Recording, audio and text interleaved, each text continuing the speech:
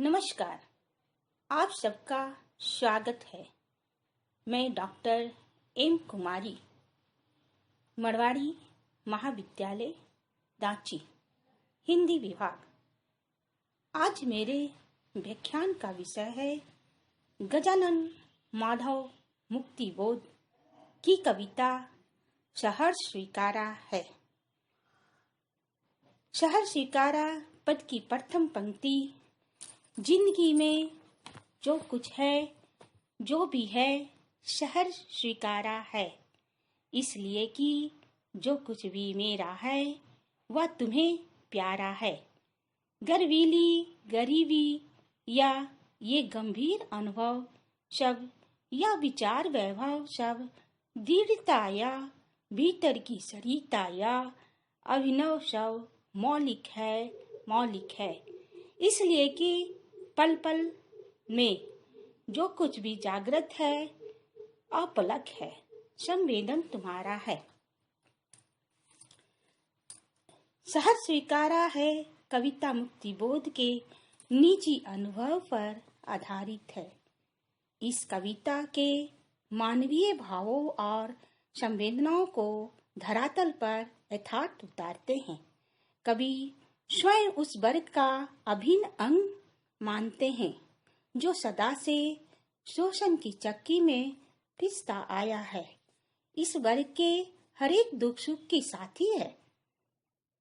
कवि कहते हैं कि मेरे जीवन में जो कुछ भी मिला है उसे खुशी खुशी से स्वीकार किए हैं, इसलिए मेरा जो कुछ भी है सर्वहारा वर्ग का है। मेरी गर्व और स्वाभिमान से भरी हुई गरीबी, मेरे जीवन के गहरे अनुभव, ऊंचे विचार, मेरे मन की संवेदना, ये सभी मौलिक है। अगली पंक्ति, जाने क्या रिश्ता है, जाने क्या नाता है, जीतना भी उड़ेलता हूँ, भर भर फिर आता है। दिल में क्या झरना है, मीठे पानी का सोता है, भीतर व ऊपर तुम मुस्काता चांद, ज्यों धरती पर रात भर, मुझ पर त्यों तुम्हारा ही खिलता वह चेहरा है।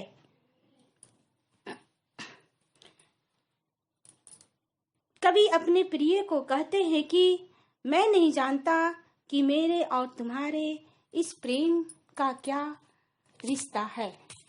जितना भी इस रिश्ते रूपी प्यार को उड़ेलता हूँ या तुरंत भर जाता है। दिल में मधुर प्रेम का ऐसा झरना बहता है जो कभी नहीं सूखता, जिसमें भावों की अनंत गहराई है, जैसे सागर की गहराई। जिस प्रकार रहट की बाल्टियां पानी उड़ेलकर फिर भर जाती है और खेतों में सिंचती है, उसी प्रकार कवि का स्नेह भरा मन जितना उड़ेलता है उतना ही भर जाता है।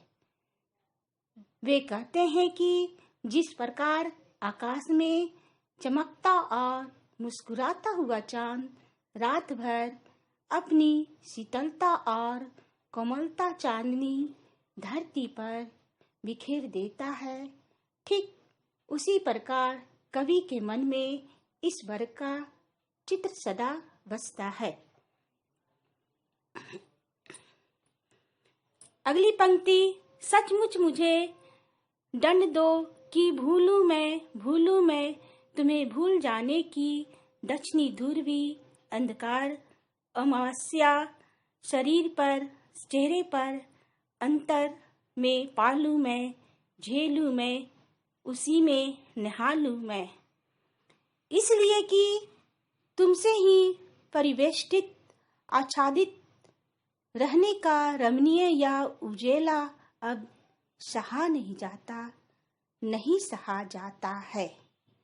ममता के बादल की मंडराती कोमलता भीतर पिराती है, कमजोर और अक्षम अब हो गई है आत्मा या छटपटाती छाती को भवित व्याता डराती है, बहलाती है, सहलाती आत्मीयता बर्दाश्त नहीं होती।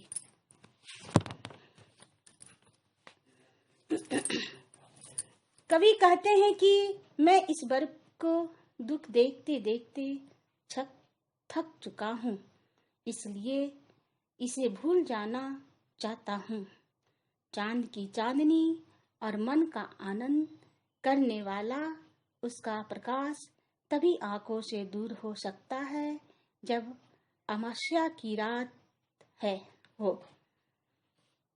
इस तरह सुविधा भोगने वाला व्यक्ति दूसरे के दुखों के कारण उत्पन्न परेशानी से तभी मुक्ति पा सकता है जब उसकी चेतना और संवेदना ढक जाए, यानी सोचना समझना बंद कर दे। वे कहते हैं कि मेरी चिंता सर्वहारा वर्ग के प्रति लगी रहती है। अब थक चुका हूँ, अब इस वर्ग का दुख सहा नहीं जाता। वे कहते हैं कि मुझे सर्वहारा वर्ग के प्रति प्रेम है। यही ममता रूपी बादल की घूमती हुई भावनाएं मुझे कष्ट देती है, क्योंकि जब भी इनके दुखों को देखता हूँ तो मेरा मन दुखी हो जाता है। अब संघर्ष करने की शक्ति नहीं रही। मुझे डर है कि अपना मार्ग नहीं बदले तो कहीं पूंजीवादी उसे ना जाने कौन सी सजा देंगे। मैं भविष्य की कल्पना करता हूँ तो मेरा मन आशंका से व्याकुल हो उठती है। अगली पंक्ति, सचमुच मुझे दंड दो कि हो जाऊं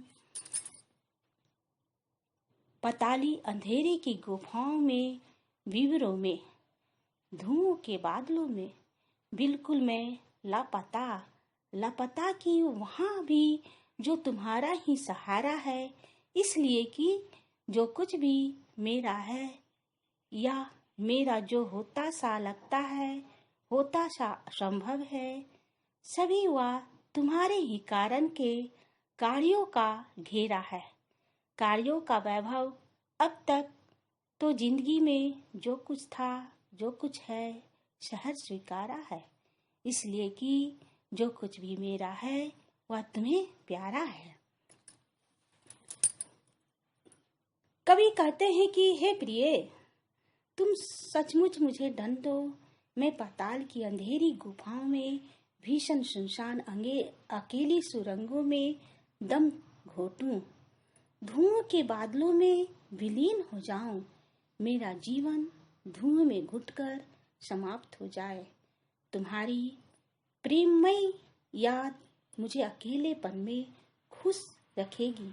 आशा यह है कि तुम्हारी ही प्रेरणा के कारण से मेरा जीवन बना और बिगड़ा है।